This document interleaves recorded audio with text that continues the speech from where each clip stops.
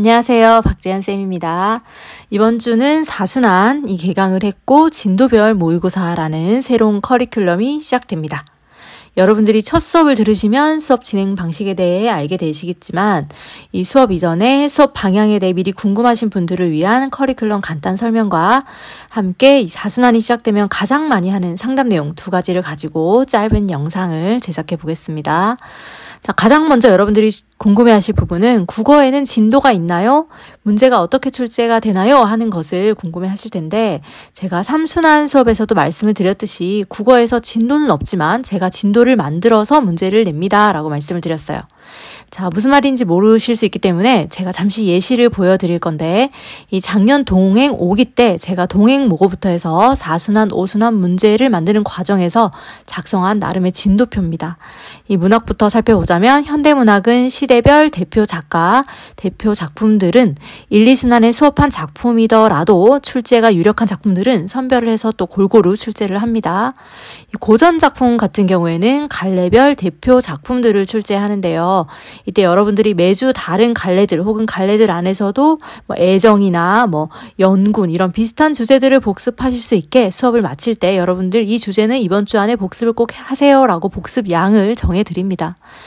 그리고 비문학 같은 경우에도 좀 다양한 주제를 다루기 위해서 제재글들을 분류해서 정보량이 적은 글부터 해서 정보량이 좀 많은 글까지 여러분들이 훈련하실 수 있도록 좀 골고루 출제를 합니다. 마지막으로 문법은 출제 요소가 정확하게 정해져 있는 영역이죠. 그래서 여러분들이 매주 시험을 치고 복습할 개념이 확실하게 정해지는 영역입니다. 또 오답률이 높게 나오거나 또 여러분들이 질문을 평소에 많이 했던 문제들은 제가 반복적으로 개념을 출제해서 시험 전까지 충분히 대비가 될 수 있도록 합니다. 자, 이렇게 체계적으로 분류를 해서 출제를 하면 여러분들이 총 12회 모의고사 혹은 동행 모의고사까지 치르면서 스스로 점검하고 복습을 하는 경험을 하실 수가 있습니다. 두 번째는 또 가장 많이 하는 질문이 또 이건데요.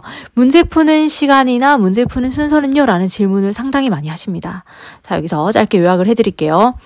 우선 문제 푸는 시간은 평균적으로 한 25분, 20분대 후반 정도, 30분은 넘기지 말도록 연습을 해봅시다. 제가 말씀을 드리는데 이게 또 시험에 따라 달라집니다. 올해처럼 문법이 10문제가 나오고 비문학이 2지문 나왔는데 길이가 짧고 정보량이 적은 글이 나오면 20분 초반대까지 푸시는 합격생 분들도 많이 계셨습니다.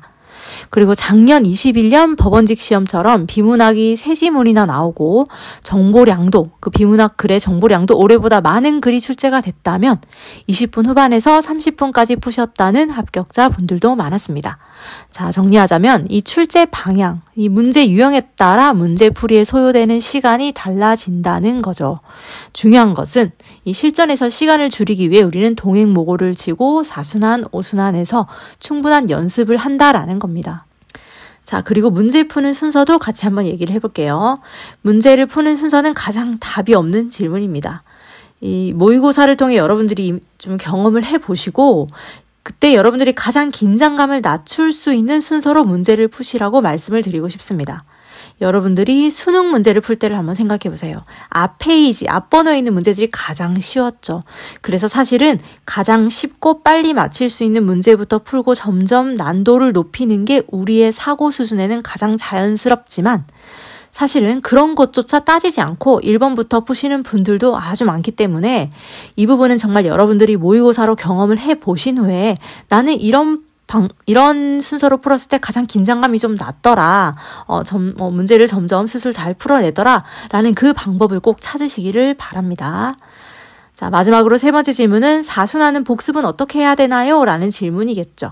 자, 우선 작년 수험생들의 경험담으로는 이제 국어는 매주 모의고사를 통해서 25문제를 복습하는 것으로도 일주일 동안 복습량이 충분했다라는 학생들도 있었습니다. 여러분들이 복습량이 이때는 매 과목별로 아주 많아지죠.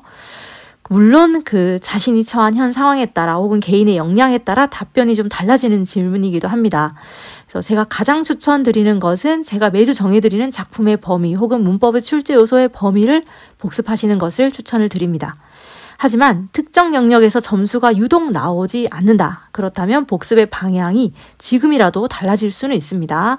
오전에 비문학 세 지문을 격일로 푼다던가 또는 문학에서 점수가 유독 나오지 않으면 오전에 문학에서 또한 현대학 고전 작품을 격일로 번갈아 가면서 푼다든가 혹은 문법이 또 개념이 문제가 잘 풀리지 않는다면 문법 백제를 다시 한번 출력해서 다시 풀어본다든가 등의 개별적 상황은 다를 수 있습니다.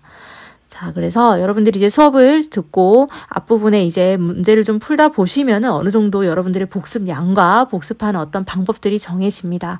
그러니까 여러분들이 긴장하지 말고 사순한 1회차 모의고사 잘 보시고요. 저는 수업 시간에 다시 만나겠습니다.